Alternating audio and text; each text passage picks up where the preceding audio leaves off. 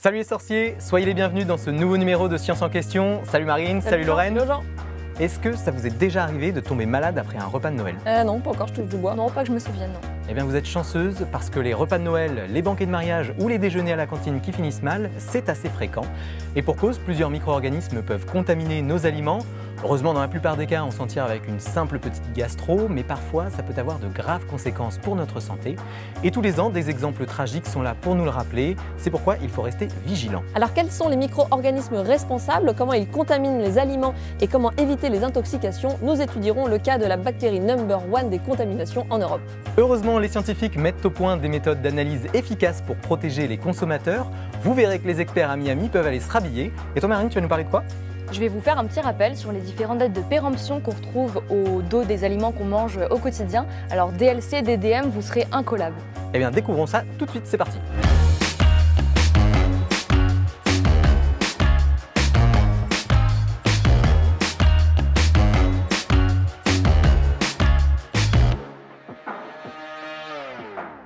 Bonjour Marianne Chemali. Bonjour Jean. Bonjour, bienvenue sur le plateau de Science en question. Vous êtes directrice scientifique sécurité des aliments à l'ANSES. Alors on a tous entendu parler des contaminations des pizzas Buitoni, des fromages au lait cru Lactalis en 2022 ou encore plus récemment des huîtres dans le bassin d'Arcachon. Est-ce qu'à chaque fois ce sont des bactéries qui contaminent nos aliments? Non, pas à chaque fois, principalement, mais on peut avoir des contaminantes de type virus ou des parasites aussi dans les aliments. Mais on entend plus parler des bactéries. D'accord. Alors, comme un peu pour tout dans la vie, il y a un top 5. Quel est le top 5 des micro-organismes qui contaminent nos aliments? Oui, alors on trouve dans le top 5 des bactéries de type Campylobacter, suivi par Salmonella. Puis après, les trois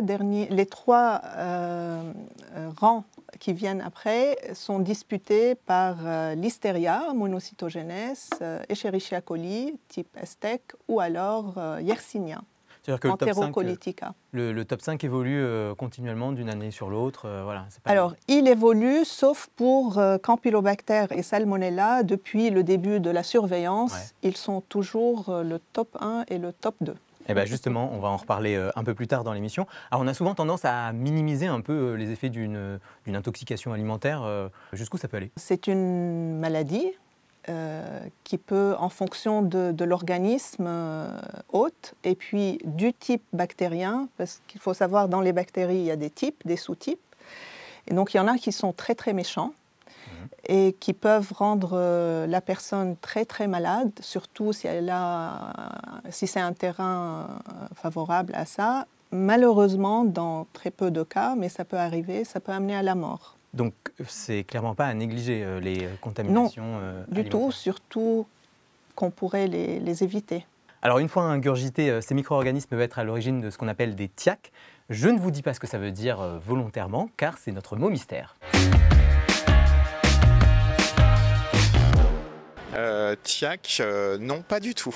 Donc ça commence mal déjà. Non, ça me dit rien. TIAC. Ça ressemble à tic. Non. Alors si je vous dis que ça veut dire toxi-infection alimentaire collective, est-ce que ça vous parle? Génial, oui. Sur l'alimentation et les problèmes de conservation. Alors déjà, peut-être ça va commencer par un virus et se transformer par une bactérie. Salmonellose, voilà, par exemple, c'est la plus connue. Alors peut-être la viande avariée, type steak haché avarié quand il y a une bactérie. Et infection alimentaire, voilà, un peu générale. J'imagine qu'à mon avis, c'est pas forcément énormément de cas. Je pense que déjà, si on a 2 ou 3 cas, c'est bon. Alors, dans la presse, j'en vois, et puis nous, on est très vigilants à ça, vu que je travaille dans la protection de l'enfance. Donc, dans nos foyers, on est très vigilants à ça, mais je ne savais pas que ça s'appelait TIAC. Je crois avoir lu dans la presse qu'il y avait des infections avec la bactérie Escherichia coli, je crois, quelque chose comme ça. Et Noël dernier, il y a eu des infections aussi avec des huîtres, il me semble. Ouais. Et j'en ai été victime. Ah ouais, les huîtres J'aime beaucoup les huîtres, ouais. Marianne, dans ce qu'on vient d'entendre, qu'est-ce qui rentre dans la définition d'une toxi-infection alimentaire alors? Alors, la TIAC, c'est toxi-infection alimentaire collective. J'ai oublié le collectif. Voilà, et donc on parle de TIAC lorsqu'il y a minimum 2 personnes qui sont malades d'une même origine alimentaire. Ça suffit, 2 personnes. Voilà. Donc finalement, Sinon, c'est TIA, toxi-infection alimentaire, tout court, quand c'est des cas sporadiques isolés. Une personne parlait d'un virus qui peut se transformer en bactérie. Là, peut-être qu'il faut rétablir la vérité. Ça n'existe pas. Non, ça n'existe pas. C'est soit une contamination virale dès le départ, qui contamine plusieurs personnes, soit une contamination bactérienne. Donc, ce sont deux catégories de micro-organismes différentes. Et alors justement, les micro-organismes responsables des TIAC, est-ce que ce sont les mêmes que ceux qu'on a évoqués plus tôt avec le fameux top 5 ? Alors, pas tout à fait. On retrouve en tête de liste des TIAC la salmonella, cette bactérie qui provoque la salmonellose, la maladie est la salmonellose, suivie par d'autres types bactériens qu'on ne voit pas dans le top 5, mais qui sont parmi le top 5 des micro-organismes qui causent des TIAC. Okay. Donc, c'est des bactéries essentiellement productrices de toxines. On peut retrouver aussi le norovirus. Alors, justement, le norovirus, c'était les huîtres à Noël. Voilà. Alors justement, oui, quelqu'un l'a évoqué. Et ça, en fait, ça montre que finalement, des TIAC, il y en a assez régulièrement en France. Oui. Est-ce qu'il y a une tendance quand même qui se dessine concernant le nombre de TIAC? Alors, annuellement, les TIAC sont surveillés et rapportés par Santé publique France. Donc, on retrouve les rapports en ligne. La tendance, ça dépend des années. On le voit là, on a un schéma qui montre un peu sur les dernières années. Alors, la chute qu'on voit correspond à l'année Covid liée à toutes les précautions qu'on a prises et puis à la fermeture des restaurants lorsqu'il s'agit de restauration collective. Mais vous voyez que depuis 2020, on remonte pour même légèrement dépasser dernièrement le niveau, on va dire, plutôt habituel. Ça fluctue un peu. Autour de 20 000, là on arrive quasiment à 20 000 cas pour l'année 2022. C'est des TIAC déclarés. Déclarés, oui, donc il pourrait y en avoir plus que les gens n'ont pas forcément déclaré à leur médecin. Il pourrait y avoir plus, et parmi ces TIAC déclarés, on ne sait pas la cause systématiquement. Oui. Alors, on va prendre un exemple pour bien comprendre l'origine des contaminations et les moyens pour protéger les consommateurs. Lorraine va suivre le chemin des aliments, de l'élevage jusqu'à notre assiette. Place aux sciences en action. Et on va se concentrer sur les deux stars des toxi-infections alimentaires. Vous en avez parlé juste avant, c'est Campylobacter et Salmonella. Si on regarde le nombre de cas en Europe, alors là c'est les zoonoses qu'on voit sur le graphique, donc c'est les infections qui viennent de l'animal. On voit qu'elles sont très très loin devant, enfin ça se joue pas au coude à coude. Si on prend le premier, Campylobacter, concrètement avec quel produit on se contamine? Parce qu'on se contamine avec une carotte, avec un chou? Alors Campylobacter, c'est l'agent responsable de la première zoonose alimentaire en Europe. Là, le graphique, c'est en Europe. Qui donne la campylobactériose. Okay. Voilà. Vous savez, le système de surveillance en France et en Europe, le système de gestion des cas se base sur l'analyse du risque.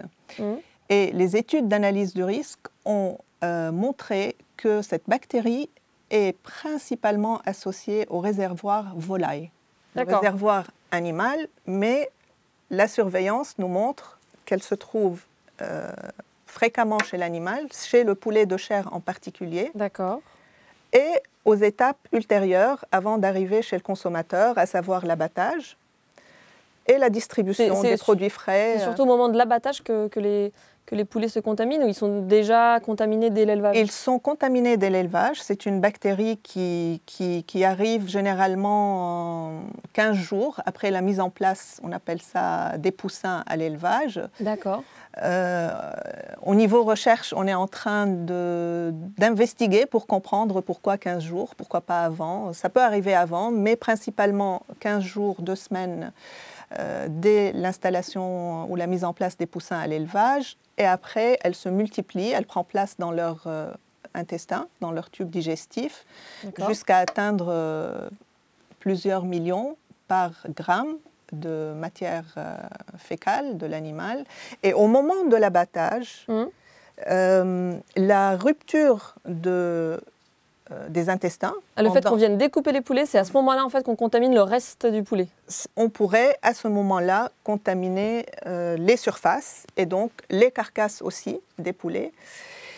Et la viande après, oui, tout à fait. Quand ça arrive à la distribution, il peut en rester un... Ça peut arriver Et on sait pourquoi c'est les poulets plus que d'autres animaux? Alors, ça existe aussi dans d'autres animaux. Ouais.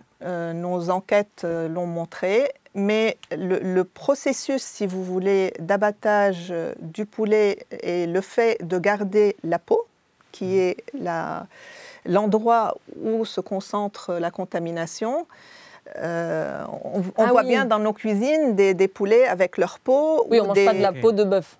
Voilà, alors que le bœuf, oui, on retire le cuir et c'est généralement le tube digestif de l'animal qui va contaminer le reste. Et on sait quelle part des élevages, des abattoirs sont concernés par une infection à Campylobacter, ou la présence en tout cas de Campylobacter? Alors, en Europe, en 2008, il y a eu toute une enquête dans les élevages et les abattoirs pour évaluer la quantité, la prévalence, on appelle ça, donc la fréquence d'apparition de cette bactérie dans les animaux. Et une grande partie de nos élevages en France portent cette bactérie. Une grande partie, ça veut dire 76% des animaux, des lots d'animaux, des élevages.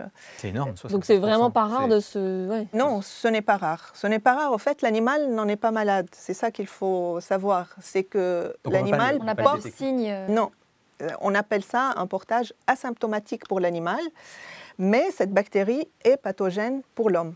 Bon, heureusement, quand on la chauffe et donc quand on cuisine le poulet, elle disparaît. Puis on verra un peu plus tard dans l'émission les bons gestes à adopter, en tout cas dans sa cuisine.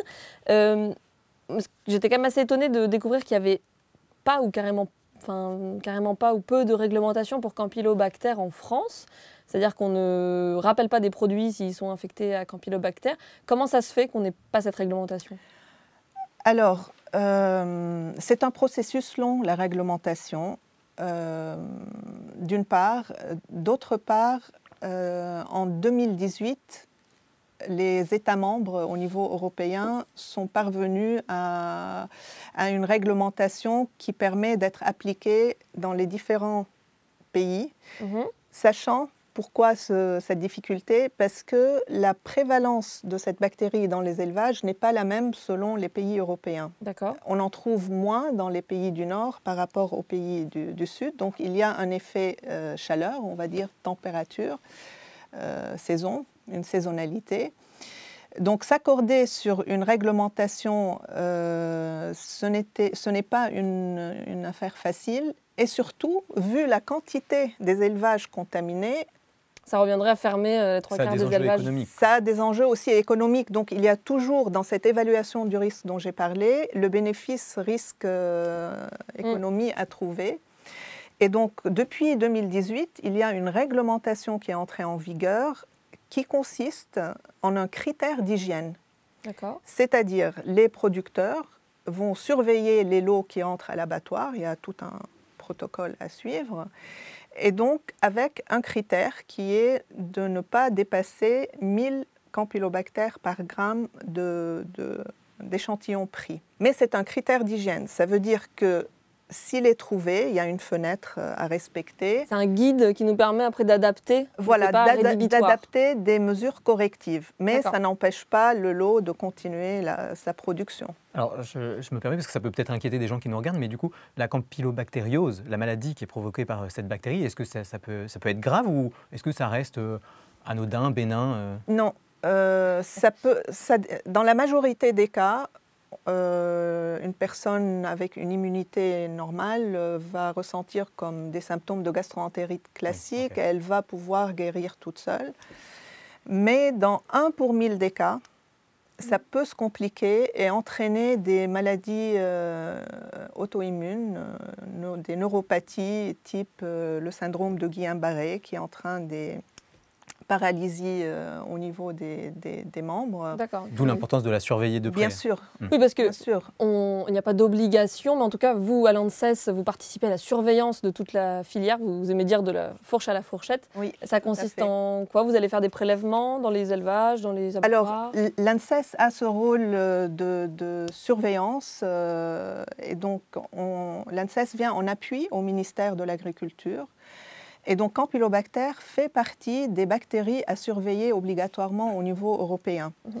Et donc, ça implique quoi? Ça implique de prendre des échantillons annuellement selon un plan de surveillance, on appelle ça, et de vérifier la fréquence d'apparition de cette bactérie sur les échantillons. Donc, généralement, ce sont des échantillons qui sont pris sur la chaîne d'abattage. Et toujours, on s'intéresse pas seulement à savoir si elle est présente ou pas, mais à quelle quantité elle est présente. D'accord, et si un jour ça explose, peut-être que là on se dira, ah, là il est temps de mettre en place des règles plus strictes. Déjà, on sait à travers cette surveillance qu'il y a une proportion des carcasses qui dépasse les 10 puissance 4, ça veut dire 10 000 bactéries par gramme, ce qui est beaucoup. Ce qui est beaucoup quand ça arrive sur nos planches à découper à la maison.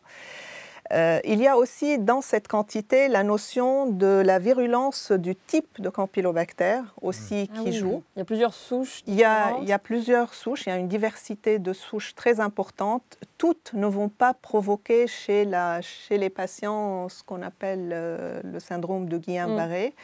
C'est une coïncidence malheureuse entre un type de Campylobacter et aussi une personne qui serait peut-être plus fragile, qui serait plus apte à développer cette maladie auto-immune qu'une autre. Donc ça reste rare.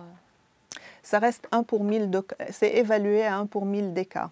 Alors par contre, pour la numéro 2 des toxi-infections alimentaires, à savoir la salmonellose qui est provoquée par Salmonella, là ça fait longtemps qu'on a des réglementations strictes qui sont mises en place.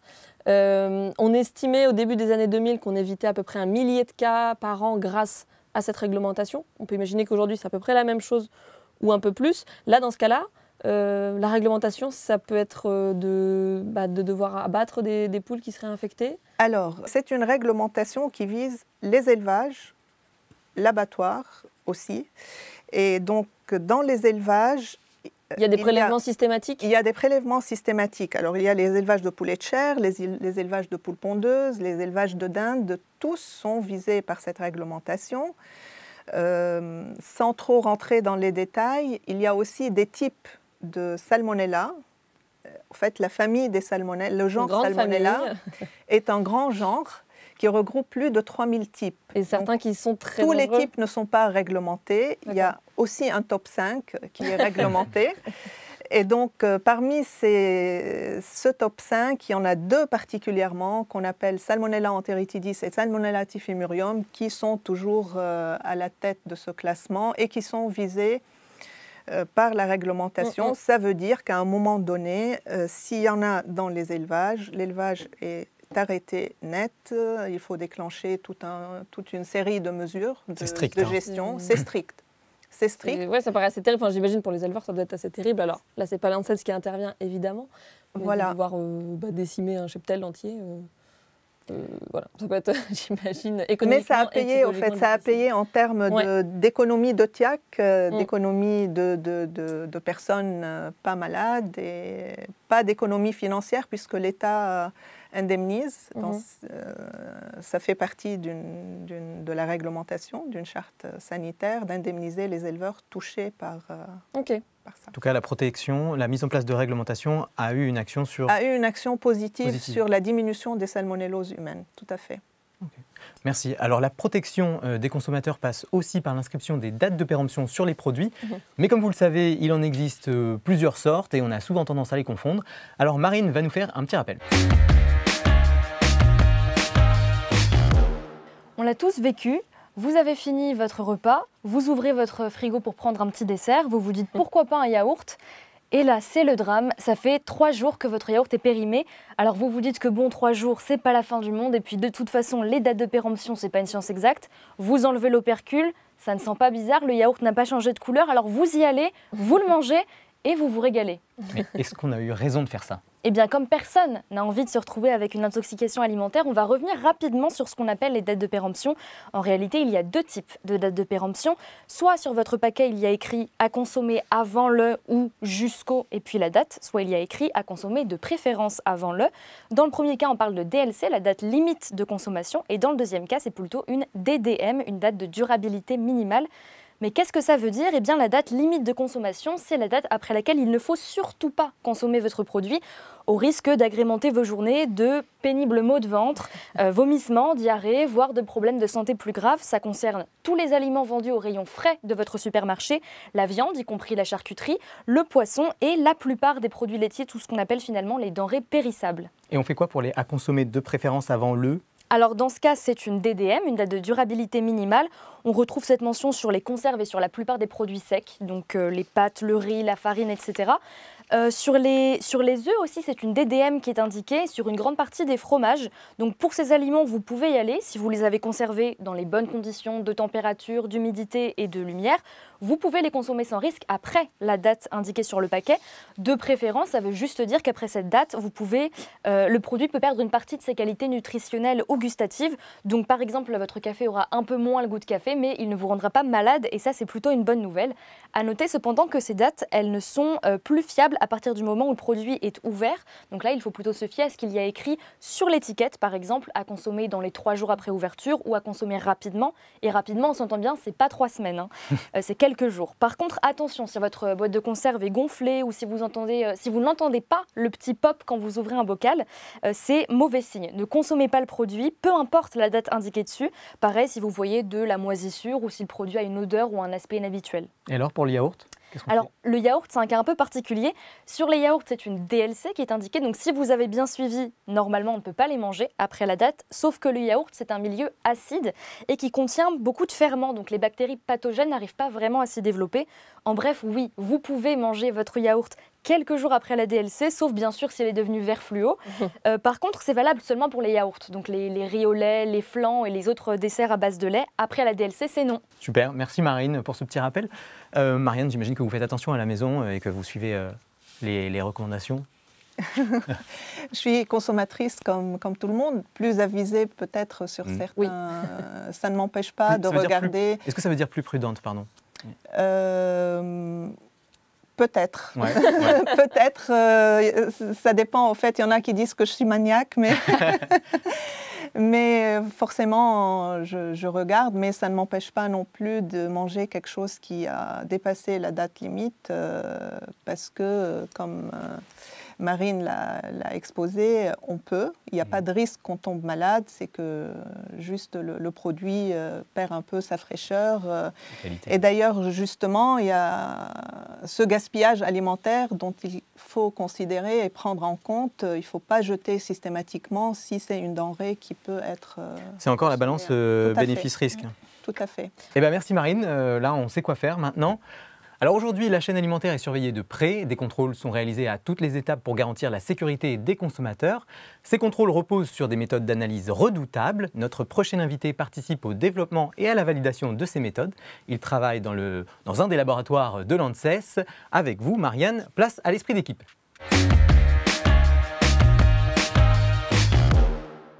Bonjour Jacques-Antoine Hennequin. Bonjour. Bienvenue sur le plateau de Science en question. Vous êtes directeur adjoint des laboratoires de sécurité d'un des laboratoires de sécurité des aliments à l'ANSES, basé à Maisons-Alfort. Vous travaillez dans 2 laboratoires différents, mais est-ce que vous collaborez ensemble ? Oui, on a des thématiques communes, notamment comme Marianne vous l'a expliqué, au sein de l'agence, on a des activités de recherche, de référence et d'expertise et on est amené à collaborer sur des projets communs. Alors votre travail, Jacques-Antoine, consiste à mettre en place des méthodes d'analyse pour garantir la sécurité des aliments. Quel est l'objectif de ces méthodes d'un point de vue scientifique plutôt ? Alors, en fait, il y en a 2. Comme vous l'avez expliqué en première partie d'émission, l'industriel est responsable de ce qu'il va mettre sur le marché. Donc on a une réglementation européenne avec des couples danger-matrice qu'il doit vérifier. C'est quoi matrice? C'est les aliments. Les catégories d'aliments. Donc ça peut être le lait, les produits laitiers, ça peut être les produits de la pêche, les produits carnés ou autres. Et donc on a une réglementation européenne et pour cette réglementation européenne, on a des critères à respecter et pour chaque critère, on a une méthode à mettre en œuvre. Et ces méthodes sont mises en œuvre par les industriels pour réaliser tout ce qu'on parle d'analyse de type autocontrôle, pour mettre sur le marché des produits sains pour le consommateur. Mais malheureusement, comme vous l'avez dit, il peut y avoir des ratés. Et donc, on met sur le marché des produits qui sont impropres à la consommation. Et donc, derrière, en tant qu'ANSES, nous, on est là pour caractériser les épisodes toxiques, les fameuses TIAC, les toxi-infections alimentaires collectives, où on va mettre en œuvre une batterie de tests pour essayer de comprendre ce qui s'est passé. Alors on va le voir justement, mais j'imagine que remonter jusqu'au coupable, c'est pas une chose facile. C'est quoi? C'est comme chercher une aiguille dans une botte de foin? Ouais, c'est tout à fait. L'image est tout à fait ça, puisqu'on va rechercher une particule microscopique. Alors ça peut être une bactérie, un virus, un parasite, voire une toxine, donc quelque chose de très très très petit, dans un fourbi de protéines, qui est l'aliment qu'on va analyser. Et donc pour ça, il va effectivement mettre à profit toutes les techniques qu'on a pour... Et alors, qu'est-ce qu'on attend d'une bonne méthode d'analyse et d'une bonne technique d'analyse? Alors, deux choses. Avec ce dont vous parliez d'aiguille dans une botte de foin, il va falloir avoir quelque chose de spécifique, parce qu'on va chercher un pathogène spécifique, dédié, et quelque chose de sensible, puisque cette bactérie, ce virus, cette toxine est présente vraiment à des fifrelins, des tout petits niveaux. Quantité, voilà. Ouais. Et donc, il va falloir donc une méthode spécifique et sensible. Et alors, il existe toute une panoplie de méthodes et de techniques. L'idée, c'est quoi? C'est d'avoir une boîte à outils et on choisit un peu, on adapte en fonction de ce qu'on cherche? Alors, on adapte en fonction de ce qu'on cherche. On va déjà regarder la symptomatologie. Ouais. Tout à l'heure, on a parlé de notification des toxi-infections alimentaires collectives. Le délai d'apparition et le type de symptômes est super important. Ah, déjà, ça guide un peu... Ça va vous guider. Une listériose, délai d'incubation, ça peut être 21 jours. OK. D'accord. Une toxi-infection alimentaire collective avec un staphylocoque producteur de toxines, c'est 30 minutes à 8 heures. Okay. Donc, en fonction de la symptomatologie, vous allez pouvoir cibler plus ou moins le pathogène. Et puis derrière, vous allez, comme vous l'avez dit, mettre en place toute la boîte à outils qui va vous permettre de caractériser l'épisode toxique. Alors, par quoi on commence? Moi, quand on parle de microbiologie, tout de suite, j'imagine les fameuses boîtes de pétri. On va en voir quelques images, mais est-ce que c'est la première méthode qu'on met en place pour essayer de trouver le coupable? Alors, la microbio pastorienne, ça marche depuis le temps de Pasteur, ça continue à marcher, ça marche super bien. Ça a fait ses preuves. Ça a fait ses preuves, c'est robuste. Alors, la seule chose, c'est qu'il faut des milieux de culture adaptés aux différentes espèces de bactéries que vous allez rechercher. C'est-à-dire qu'on leur fournit un environnement qui est on va leur fournir des nutriments, donc de quoi se nourrir et se développer, et toutes n'ont pas les mêmes caractéristiques de croissance, et donc il va falloir mettre plus de vitamines dans un milieu, plus de sels minéraux dans un autre, des pH différents. Donc en fonction des bactéries, vous allez utiliser des milieux différents. Mais effectivement, ça marche encore très très bien. Pour bien comprendre, ça c'est après que vous ayez fait des prélèvements un peu partout, par exemple, pour aller retrouver le coupable d'une infection qui a été déclarée par des médecins qui ont dit « Ah bah là, j'ai eu un cas de ça ». Vous allez prélever et vous faites pousser ce que vous prélevez sur des milieux? Alors, ce n'est pas nous qui allons prélever, c'est les services de l'État, donc les directions départementales de la protection des populations. Donc, comme Marianne vous l'a expliqué tout à l'heure, au niveau d'une TIAC, il y a deux systèmes qui se mettent en route. On a tout ce qui est enquête épidémiologique, gérée par Santé publique France, et puis tout ce qui va être enquête alimentaire, qui va être gérée par la Direction générale de l'alimentation. Donc les services déconcentrés de la DGAL, donc Direction générale de l'alimentation, vont faire les prélèvements sur le terrain et les envoient au réseau des laboratoires qui sont agréés pour faire toutes ces analyses officielles. Et qui utilisent ces méthodes-là Et qui utilisent ces méthodes présentes dans la réglementation. Et alors, de plus en plus, on voit apparaître des méthodes basées sur la génétique. Qu'est-ce qu'elles apportent ? Alors, elles vont vous apporter la carte d'identité de la bactérie. C'est ce que Marianne disait tout à l'heure. Ce n'est pas parce que vous avez un campylobacter que A, il va avoir le même comportement qu'un campylobacter B et qu'il aura les mêmes facteurs de virulence. Et il y aura potentiellement un gentil et un méchant. Oui, c'est ça, c'est des grandes familles. Donc, voilà. Donc, on va chercher au niveau génétique, donc au niveau ADN, les facteurs de virulence de ces différentes bactéries. Donc pour ça, on a plusieurs méthodes. On a les méthodes de biologie moléculaire conventionnelle, type PCR. Ça date des années 80, mais c'est très robuste et c'est très bien utilisé partout dans le monde.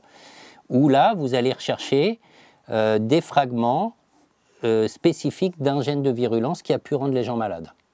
Et puis avec l'avènement des nouvelles techniques, donc le séquençage du génome total, là, vous allez complètement cartographier l'ADN de la bactérie. Vous allez avoir sa carte d'identité génétique. Et vous allez pouvoir interroger des bases de données en disant, bah, ce pathogène, il a tel facteur de virulence qui explique potentiellement qu'il a été capable d'adhérer, qu'il a été capable de produire tel type de toxine, qu'il est résistant à tel type d'antibiotiques ou autre. Est-ce que vous avez un exemple concret à nous donner de situation où ça s'est révélé vraiment très utile, un cas où vous avez été confronté à ça? On en reçoit déjà beaucoup au sein du laboratoire des toxines-infections alimentaires collectives. Alors, idéalement, c'est quand on arrive d'aller de la bactérie jusqu'à la toxine, où là, c'est le cas d'école, c'est parfait. On reçoit un prélèvement, celui-ci est contaminé. Sur boîte de pétri, on retrouve des souches bactériennes. Ces souches bactériennes, on va les purifier, on va extraire leur ADN et on va faire soit de la PCR conventionnelle, soit du séquençage du génome total. Et dans l'aliment, en parallèle, on peut rechercher la présence de telle ou telle toxine. Et ça, ça arrive fréquemment que tout match et qu'on puisse caractériser finement l'épisode toxique. Et alors, dans votre enquête, vous pouvez remonter jusqu'à quoi? Vous remontez, j'imagine, jusqu'à l'aliment. Alors, après, on peut remonter plus loin. On peut remonter sur un défaut d'hygiène dans la salle où l'aliment a été préparé, donc usine centrale de restauration, ou alors, parce qu'un outil n'a pas été bien nettoyé, souillé. On peut trouver l'outil en question. On peut trouver l'outil en question. En quelque sorte. En gros, mais c'est ça, c'est du Cluedo en fait. On essaye de remonter à la source, on fait de la source attribution, on essaye de voir qui est responsable de quoi. Donc ça peut être un défaut d'hygiène au moment de la préparation de l'aliment. Ça peut être aussi malheureusement l'opérateur qui a préparé, alors j'ai notamment une TIAC dans un des États membres où on a pu, il y avait 2 préparateurs d'une denrée alimentaire qui étaient porteurs d'une bactérie. Cette bactérie a été retrouvée dans l'aliment qui a rendu les gens malades. Et au final, avec le WGS, on a pu dire c'est l'opérateur A qui est responsable et pas l'opérateur B. Alors WGS, on ne l'a pas encore dit. C'est le séquençage du génome total. Voilà, c'est ce qu'on expliquait juste avant. Alors, il y a un autre enjeu autour des méthodes d'analyse, c'est que tous les jours, on reçoit des produits qui viennent un peu des 4 coins du monde, et on en envoie aussi. Est-ce qu'il ne faut pas harmoniser tout ça? Est-ce qu'on a tous les mêmes méthodes d'analyse? Alors, ça s'harmonise au travers de tout ce qui est institut de normalisation, notamment au niveau international. C'est l'ISO qui gère ça, c'est basé en Suisse. Et au niveau microbiologie des aliments, il y a un sous-comité qui s'appelle le sous-comité 9, qui a pour mission de développer des normes, soit pour tel ou tel pathogène, virus, parasite, toxine, ou alors des guides de bonnes pratiques sur comment développer, comment valider telle ou telle méthode en fonction de la cible recherchée. Donc la normalisation, elle existe, elle est très active au niveau microbiologie des aliments, et ça nous permet, nous, au niveau national, de pouvoir exporter des produits typiquement français, type fromage au lait cru, grâce à des normes qui sont reconnues internationalement au Canada, aux États-Unis, en Australie. Où à ce moment-là, on a une méthode, on démontre par A plus B qu'il n'y a pas le pathogène considéré, et comme cette norme est admise internationalement, elle peut passer les frontières et on peut exporter ainsi nos produits. Et alors, quid du petit producteur qui est en haut de la montagne et qui n'a pas forcément un laboratoire de sécurité des aliments? Comment il fait lui pour s'assurer que son fromage, il respecte les normes? Alors, déjà, il est responsable de ce qu'il met sur le marché, le petit producteur en question. Donc, s'il ne veut pas faire d'autocontrôle, s'il y a un souci derrière, il en assumera les conséquences. Mais il ne joue pas à ça.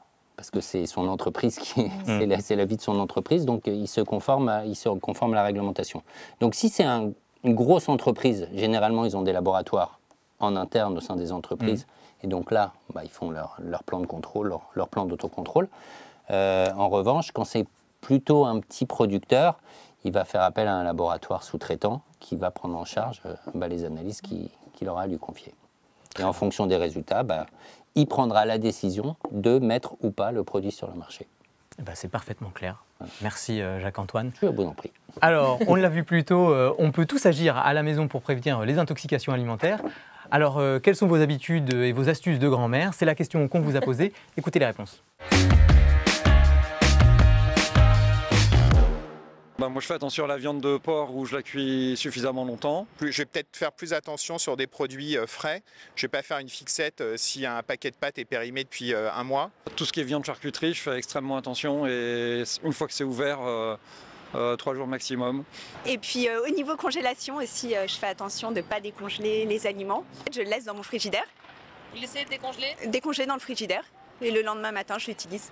Ok. Voilà. Et je recongèle jamais la même chose. Après, fruits et légumes, quand j'avais ma belle-sœur qui avait un cancer malheureusement, je savais qu'il fallait laver au savon et après éplucher. En vrai, c'est la provenance. En fait, moi, je pense qu'il faut toujours regarder derrière les étiquettes. Faut pas... Oui, surtout les œufs, bah, c'est sûr, quand les poules elles sont élevées dans les cages et tout, c'est normal qu'il y ait des maladies. Ouais, je suis un grand fan d'œufs et il y a une solution, en fait, on le met dans l'eau et on voit sur un niveau de flottaison s'il est bon ou s'il n'est pas bon. Je sens beaucoup. J'ai la vue, l'odeur. Mais voilà, si j'ai une hésitation, j'ai déjà eu une intoxication alimentaire une fois dans ma vie, j'ai cru mourir, donc voilà. Bon, il y a beaucoup de choses dans ce micro-trottoir. On va reprendre certains aspects ensemble. Mais est-ce que là, de prime abord, il y a quelque chose qui vous a sauté aux oreilles et qui est faux, peut-être? Il y a déjà de bons réflexes, mais ce n'est pas complet, au fait. Ok. Et puis, l'histoire autour de l'œuf n'est pas tout à fait Celle sur la technique pour le mettre dans l'eau? Enfin, pour la technique ou pour la provenance, ce n'est pas un indicateur de l'état sanitaire de l'œuf. On parlait de matrice, couple matrice pathogène. L'œuf est souvent associé à la présence de salmonella.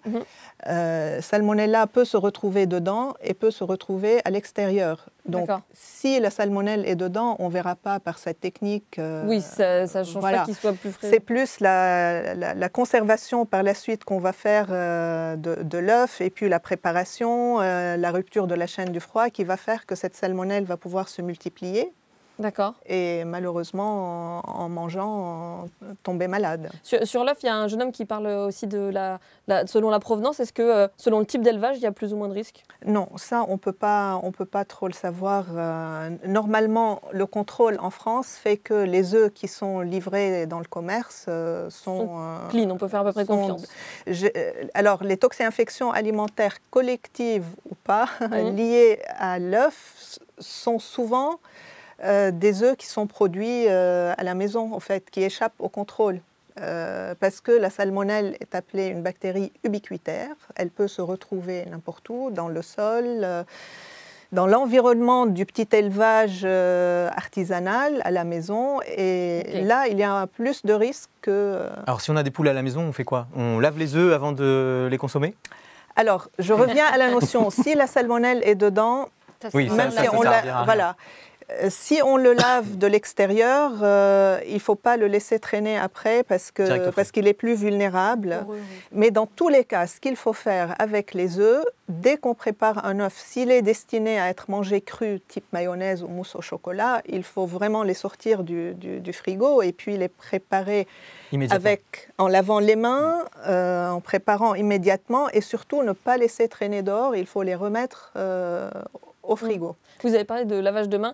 On a un poster de l'ANSES qu'on pourrait mettre dans toutes les cuisines avec les bons gestes à faire dans sa cuisine. Et le lavage de mains, c'est le premier. Là, on ne l'a pas cité dans le micro-trottoir. Il n'y a personne qui m'en a parlé. C'est le geste numéro 1 important. C'est parce que c'est une évidence. Peut-être, c'est pour ça. En fait, moi, je fais référence toujours à une règle qu'on appelle la règle des 4 C. D'accord. En anglais, donc le premier C, c'est cleaning, c'est nettoyer. Deuxième C, c'est pas dans l'ordre, c'est cooking, bien cuisiner, bien cuire. Chilling, mettre au frigo, conserver, bien conserver, respecter les températures de conservation. Et puis le dernier, c'est cross-contamination, pour contamination croisée. Donc éviter de mélanger cru et cuit sur une même planche dans la cuisine. Au moment de la préparation. Au moment de la préparation, si on utilise une planche à découpe pour couper de la viande, il faut surtout la laver le couteau avant de couper une tomate, un concombre. Et si on fait, il y a un ordre peut-être à respecter? Est-ce qu'on ne coupe pas d'abord ce qu'on va manger cru? Puis ensuite, si on veut éviter de laver, ça pourrait être le cas. Mais il vaut mieux développer les bons réflexes. Et laver. Et laver. Voilà. Ok, d'accord, très bien. Et je cite aussi l'exemple du plat à barbecue, parce que c'est une faute aussi qu'on peut observer avec les beaux jours, justement en lien avec les campylobactérioses, qui est appelée, Campylobacter est appelée, ou la campylobactériose, la maladie du barbecue, parce qu'avec les beaux jours, ça explose. Justement, un des mauvais gestes qui est pratiqué et qu'il faut éviter, c'est d'utiliser le même plat qui sert à transporter l'aliment ou la viande à cuire au barbecue. Ah oui, on la remet une fois qu'on l'a cuite, on la remet dans le plat. Il faut laver ce plat avant de remettre la viande cuite. Sinon, les bactéries sont là et elles vont contaminer le produit qui a cuit. En tout cas, si je comprends bien, on peut venir manger chez vous sans problème. On est en sécurité. Hein. Là, on a la pression double. Bon, c'est l'heure de retracer votre parcours. Place à la séquence en coulisses avec Marine. Alors, on a l'habitude de commencer cette séquence par un challenge. Vous avez chacun 30 secondes pour nous présenter votre parcours. Marianne, c'est vous qui commencez. Est-ce que vous êtes prête? Je suis prête. Ok, alors top chrono. Alors moi, mon parcours est plutôt linéaire. Après un bac scientifique, j'ai fait ingénieur agronome. Ensuite, un DEA, qui est l'équivalent du master maintenant. J'ai suivi le parcours recherche, suivi d'un doctorat. Et ensuite d'un post-doctorat qui m'a amené par la suite à l'ANSES, qui était AFSA à l'époque. Et puis à l'AFSA, j'ai découvert l'expertise, la recherche et la référence. Et maintenant, vous êtes toujours à l'ANSES aujourd'hui? Je suis toujours à l'ANSES. Bon, bravo Marianne. La diversité des missions de l'ANSES, en fait. Jacques-Antoine, c'est à vous. Est-ce que vous êtes prêt? Je suis prêt. Bon, et ben on y va alors. Alors, comme Marianne, parcours très linéaire, un bac scientifique, option sciences de la vie et de la terre, derrière une classe préparatoire qui ne s'est pas très bien terminée, donc passage vers la fac, où j'ai fait un DESS pro, donc en fait un master pro. J'ai ensuite intégré le CNEVA à l'époque, donc avant l'AFSA. Voilà, et j'ai eu l'occasion de pouvoir faire une thèse alors que j'étais à l'ANSES et donc voilà, j'y suis encore. Parfait. On a quand même envie d'en savoir un petit peu plus sur vous, c'était un peu rapide, 30 secondes. Marianne, par exemple, il paraît que c'est grâce à un reportage que vous avez découvert l'ANSES et que vous avez eu envie d'y travailler? Tout à fait. Au fait, ça s'appelait l'AFSA, c'était au début de sa création. Comme Jacques-Antoine l'a dit, c'était CNEVA avant. Ensuite, c'est devenu l'agence, un peu la vitrine de la sécurité sanitaire des aliments et l'évaluation du risque en France. Et c'était à cette occasion, j'étais en post-doctorat, donc une année après le doctorat, et je regardais cette émission, ce reportage. Et là, je me suis dit, mais c'est là où j'aimerais travailler. Et je ne sais pas si c'était un signe. 2 ou 3 mois après, j'ai vu qu'il y avait un concours. J'ai candidaté, j'ai passé les différentes étapes du concours, parce que c'est la fonction publique.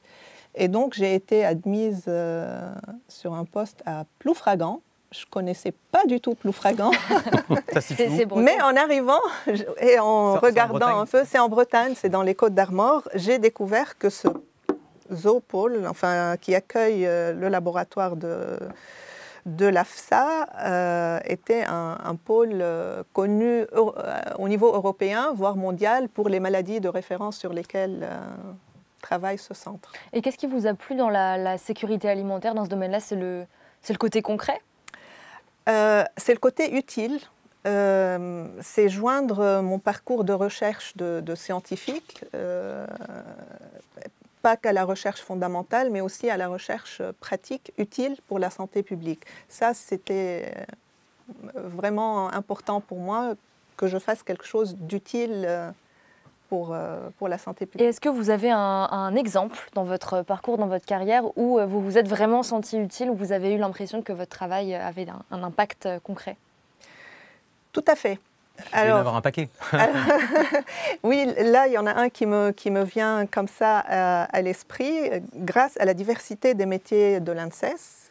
C'est ça aussi quelque chose qui me plaît beaucoup. Donc la référence, l'expertise et puis la recherche, les trois sont interliés. Le ministère nous a sollicité en tant que laboratoire national de référence pour les salmonelles, par exemple, à participer à une mission pour débloquer une situation politique entre la France et un pays en dehors de l'Europe, où le niveau commercial bloquait pour des poussins qui sont partis de la France avec un statut indemne de salmonelle et puis qui sont détectés positifs dans ce pays. Et donc, j'ai participé à cette mission que j'ai préparée avec beaucoup de documents scientifiques sur la situation de surveillance en France. Et donc, c'était quoi le problème? C'était qu'on pensait que la contamination venait de la France? Ça pouvait l'être. Donc, on a retracé le parcours on a pu, grâce à des échanges, parce que dans ce pays, la surveillance ne se faisait pas. Donc, autant on pouvait arriver avec des données très sûres de la surveillance en France pour prouver que la salmonelle qu'ils ont trouvée n'existait pas en France. Mais voilà, il a fallu une enquête complémentaire pour bien aiguiller la source. En tout cas, le fait de prouver que ça ne venait pas de France par la science et la surveillance, ça a débloqué la situation. Vous avez fait de la diplomatie en quelque sorte, presque. Voilà, vous avez participé. C'est de la diplomatie scientifique. Jacques-Antoine, vous, quand vous étiez petit, vous vouliez devenir archéologue. Donc manifestement, bon, vous n'êtes pas archéologue aujourd'hui, mais vous retrouvez ça un peu dans ce côté enquête. Il faut arriver quelque part et essayer de retrouver ce qui s'est passé. C'est un peu la même chose. C'est de l'enquête. Voilà, l'archéologie, c'est de comprendre ce qui s'est passé il y a très très longtemps. Bah là, c'est comprendre ce qui s'est passé il y a moins longtemps. Mais en gros, c'est la même chose avec des outils peut-être un peu différents, mais l'idée est la même. Ouais. On a cité plus tôt dans cette émission le sous-comité 9 de l'ISO. Vous y avez occupé une place importante pendant plusieurs années. Est-ce que vous voulez nous raconter? Il y a aussi des questions politiques qui sont posées. Oui, c'est ça qui est intéressant. C'est comme le disait Marianne, déjà on aide à débloquer des situations. Et surtout, au niveau de la microbiologie alimentaire, il faut réussir à se mettre d'accord au niveau consensuel sur des méthodes à utiliser. Et donc faire dialoguer, lever les points de blocage entre les différents pays pour telle ou telle raison, c'est vraiment super intéressant. Vous avez eu à gérer des tensions parfois peut-être Oui, parce qu'il y a des blocs qui s'opposent entre les Européens et ceux qui sont moins enclins à suivre les réglementations européennes. Parce qu'en Europe, on a une réglementation qui est quand même bien structurée, bien calée. Il y a des personnes qui veulent pouvoir exporter sur le marché européen, mais donc il va falloir qu'ils se collent à ces règles. Et donc derrière, il va falloir leur expliquer qu'il y aura de leur côté, il y a ça ou ça ou ça à mettre en place. Alors aujourd'hui, vous ne travaillez plus au sous-comité 9, par contre, vous êtes toujours directeur adjoint scientifique et chef d'unité. Ça demande de savoir gérer une équipe. Alors est-ce que vous avez des petits conseils pour nous qu'est-ce qu'un bon manager? Oula alors un bon manager, c'est... moi, ma perception du management, c'est quelqu'un qui va tirer ses collaborateurs vers le haut pour essayer d'en tirer le meilleur, voilà, pour qu'ils soient autonomes, En fait, le manager ne doit plus être utile. Le bon manager, il doit s'effacer. S'il n'est pas là, les autres peuvent... Enfin, la boutique peut tourner. En gros, il est là pour guider, donc il faut qu'il soit clair dans ses messages. Il faut qu'il puisse recadrer quand ça ne va pas, mais il faut qu'il puisse aussi féliciter quand ça va. Ça, c'est des compétences qu'on acquiert au fur et à mesure, parce qu'on n'est pas formé à ça quand on sort d'une école d'ingénieur. Ça, je confirme. Voilà.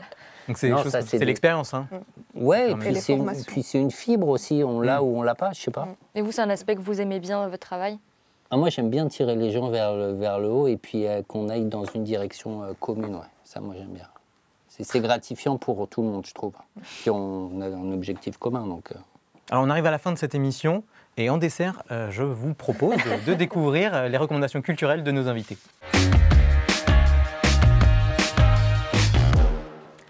Alors, Marianne, votre recommandation, et c'est pas habituel, c'est une ville. Oui. Alors moi, je vous emmène faire du tourisme culturel à Parme. C'est une ville, petite ville... ou taille moyenne au nord de l'Italie. Alors pourquoi cette ville en particulier? Le lien avec ce que je fais, c'est qu'elle abrite le siège de l'Autorité européenne de sécurité sanitaire des aliments. Et vous y passez du coup beaucoup de temps? Voilà, ça fait une quinzaine d'années que je m'y rends plusieurs fois par an en tant qu'expert dans le groupe qui s'occupe de la microbiologie des aliments, des micro-organismes. Et puis, on travaille beaucoup, mais aussi on profite de l'héritage culturel de Parme, qui est une ville gastronomique. Donc déjà par la gastronomie, mais aussi par son histoire. Quand je traverse le matin pour me rendre à l'EFSA, je vais à pied, je traverse les pavés historiques, les beaux bâtiments. Le soir, on se retrouve entre experts autour d'un bon dîner. Et puis surtout, pendant la période d'octobre, il y a le Festival de Verdi, c'est un grand compositeur italien qui est né pas très loin de Parme, et donc là il y a plusieurs événements d'organiser, Ouais. et donc on profite d'aller à l'opéra ou un théâtre. Du point de vue de la gastronomie, qu'est-ce qui vous reste en mémoire? Le parmesan et le jambon dans ma valise au retour, Évidemment. pour en profiter, pour en faire profiter les collègues et la famille. Sécurité, bien sûr. Bien sûr, sous vide. Jacques-Antoine, vous voulez nous partager un livre Oui, Quel est ce alors on a parlé de La guerre microbiologie, bactériologique. on a parlé de microbiologie côté alimentaire. Ouais. On peut aussi, alors on est dans un concept One Health, une seule santé, donc la santé de l'environnement est liée à la santé des animaux qui va avoir un impact sur la santé humaine. La microbio, on peut aussi utiliser malheureusement les micro-organismes à des fins Malveillante. plus que malveillantes, on va dire. Et donc ce livre retrace un petit peu toute l'histoire depuis le Moyen-Âge, avec l'arrivée de la peste au Moyen-Âge, avec le siège de Constantinople, comment la peste a pu arriver, comment les assaillants ont utilisé les cadavres pesteux pour contaminer, les... Ça s'adresse à tout le monde Non, pas du tout. Clairement non, puisque là, en plus, il est fait référence à une unité de l'armée japonaise, donc l'unité 731, qui a fait des atrocités, on peut le dire, pendant la Seconde Guerre mondiale. Il y a une série qui a été tirée de ce livre? Pas tirée, mais qui s'en inspire sans vraiment la nommer. Mais si on connaît un petit peu l'histoire de la guerre bactério, on peut essayer de reboucler sur la créature de Kyonsong, ouais, effectivement, sur Netflix. À regarder, mais voilà. Avec des gros avertissements. Pas parce le que pour les plus c'est- jeunes. non. avec ses enfants. quoi. Non, déjà pas avec les enfants. Et le livre, il y a des passages qui sont vraiment difficiles à soutenir. Mais voilà, c'est... Bon, voilà. Ça reste instructif. Quoi. Oui, je dirais ça comme ça. Voilà. Bon, bah, merci en tout cas à tous les deux pour toutes ces informations très digestes. Merci à vous d'avoir regardé cette émission. On se retrouve bientôt pour d'autres découvertes scientifiques. Ciao les sorciers!